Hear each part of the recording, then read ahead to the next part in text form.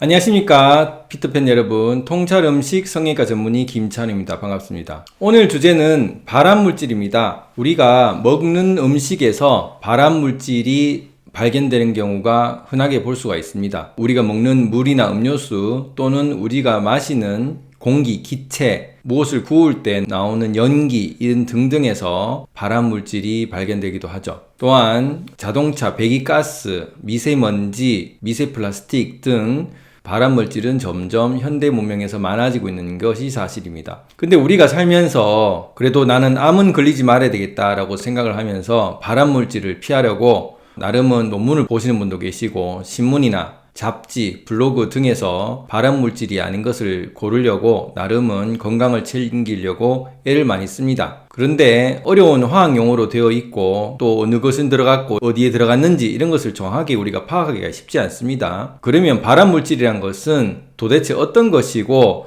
어떻게 우리가 쉽게 구분할 수 있을까라는 것을 좀 말씀드리고자 영상을 찍게 되었습니다. 먼저 발암물질이라는 기본 자체에 실체가 있다라고 생각하시는 것은 좀 곤란합니다. 암이라는 것 자체가 실체가 있다는 것 생각부터를 바꾸시는 게 좋습니다. 그전 영상에서 보시면 암이라는 것은 첫 시작은 림프의 오염으로부터 시작이 되고, 림프 오염은 우리가 먹은 음식, 그리고 우리가 마시는 물, 우리가 마시는 공기 등 외부에서 섭취되는 기체, 액체, 고체의 물질 중에 유해한 물질이 들어가게 되겠죠. 그러면 그것이 림프 오염이 되어서 그 림프 오염이 나중에 림프염이 되고 또 림프 누수가 생겨서 조직염이 생겨서 조직궤양이 생겨서 나중에 암이 된다고 영상에서 한번 말씀드린 적이 있습니다. 그렇게 해서 발암물질이 생기는 것이기 때문에 특정 물질 자체가 발암물질이다라고 생각하시기보다 이런 긴 시간 동안 장시간에 유해 물질이 들어가서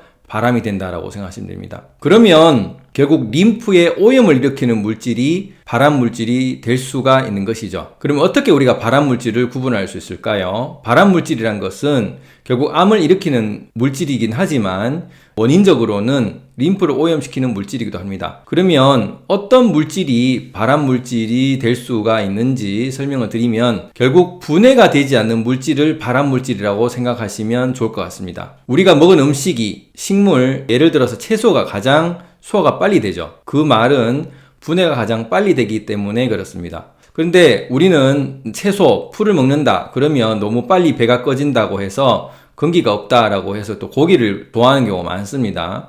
그렇지만 우리 몸의 입장에서는 분해가 빨리 될수록 우리 몸에 무리를 덜 주게 된다라는 것이죠. 그러면 우리가 육류를 섭취를 한다라고 하면 발암물질은 어디서 생기는 것일까요? 발암물질은 고기를 굽는 과정에서 고기를 먹을 때 그 고기 안에 발암물질이 있을 수가 있습니다. 그것은 예를 들자면 고기를 키울 때 항생제나 합성 호르몬제 주사를 맞는다든지 또는 사료에 우리가 인공으로 합성된 인공첨가제가 되는 사료가 있다. 그러면 먹는 영양분들은 몸에 흡수가 될 수는 있겠지만 흡수가 되지 않는 것은 림프 오염을 일으키게 되고 게다가 운동을 하지 않으면 근육이나 지방에 림프 오염 찌꺼기들이 박히게 됩니다.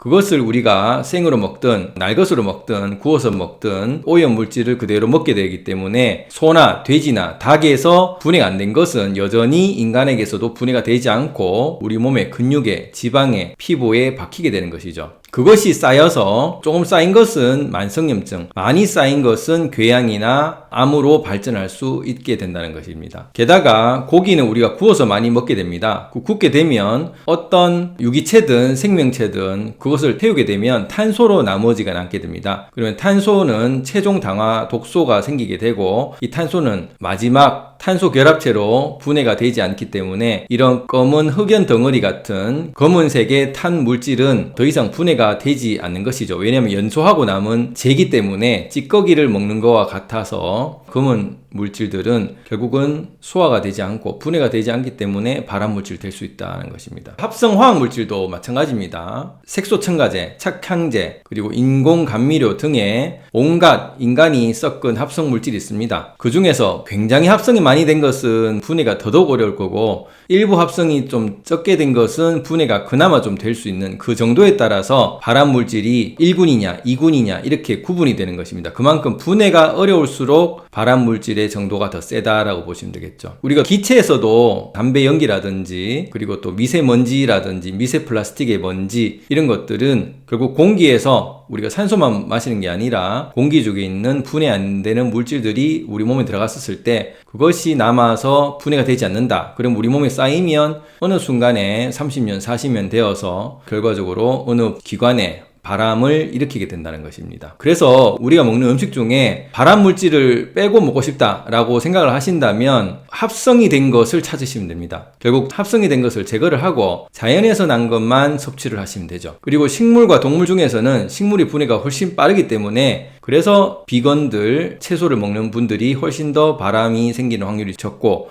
육류를 섭취하신 분들은 육류가 아무래도 소화도 느리고 육류 자체는 괜찮다 하더라도 고기가 되기 전에 동물들이 먹었던 사료, 항생제, 각종 첨가제들에서 우리가 먹었던 음식들의 오염물질이 있기 때문에 그래서 고기를 먹었을 때도 발암물질이 생길 수 있는 부분 그리고 패스트푸드에서 각종 맛있는 첨가제들 눈에 보이기 위한 그런 첨가제들에서도 발암물질이 생기기 때문에 내가 발암물질을 빼고 먹고 싶다라고 하면 어려운 용어를 찾아볼 필요 없이 인간이 합성했느냐 안 했느냐 그걸 찾아보셔서 인간이 합성했는 거면 먹으면 안 되겠다. 결국 우리가 자연에서 먹은 것만 먹어야 발암이 생길 확률을 훨씬 줄일 수가 있겠죠. 오늘 어떠셨습니까? 발암물질이 어디에서는 발암이 있더라 여러 가지 얘기로 이것은 발암물질이다 아니다 이렇게 실체로 구분을 하려고 하셨을 것 같은데 그것보다는 이 음식이 분해가 안 되는 부분이 어디 있지? 라는 생각을 한번 해보신다면 내가 이 음식을 먹으면 어떻게 될까라는 생각을 하신다면 결과적으로 이 물질이 발암이 있냐 없냐를 구분하시기 쉽지 않겠나 싶습니다. 감사합니다.